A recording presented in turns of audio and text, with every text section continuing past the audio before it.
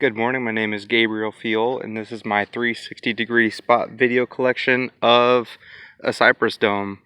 I'm here in San Felasco Park, just north of Gainesville, off of 43rd Street, and in this park I have found a little swampy Cypress Dome Forest Community. As we can see, the overstory is mainly dominated by the cypress. We got some bald cypresses over here, and on the other side we have a bunch of pond cypresses. Mid-story is going to be dominated by mainly sweet gum, and we have some water oaks kind of lining around in this little floodplain surrounding it.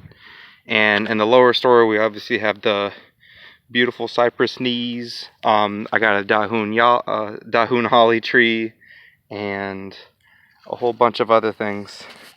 The soil in these is mainly like a impermeable layer of clay, which is acidic and nutrient poor peat.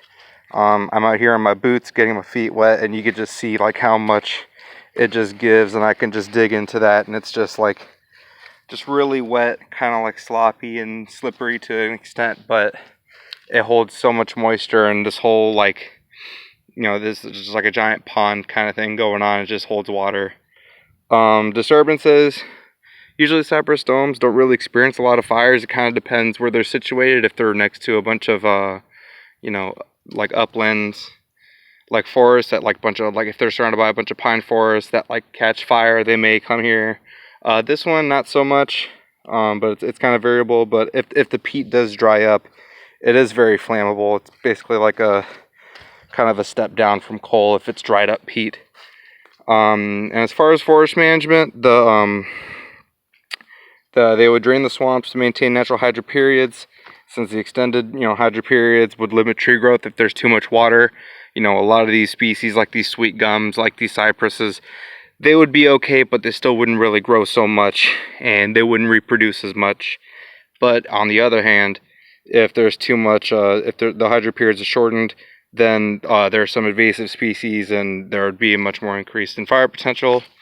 And just walking around, there's more than just the trees and everything.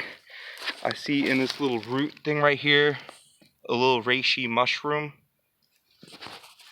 which is some medicinal benefits. I see some water oaks. This is another holly.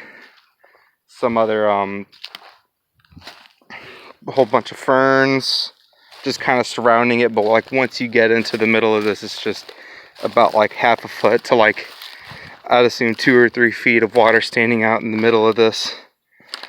You can see this mainly is just dominated by cypresses. You see there's a pine tree here that kind of just is still just barely hanging on, but it's at a lean right now. Seems to be probably a loblolly. And out in the middle of this log out here, I don't know if you could see it, but there's 2 turtles. They have commanded this territory for themselves. They're just out here chilling, sunbathing. So I'm gonna keep my distance from those guys, but they're wicked cool. And yeah, there's a pond cypress over there. You can see a contrast, and there's the bald over there, and they kind of just have their own ends of this. So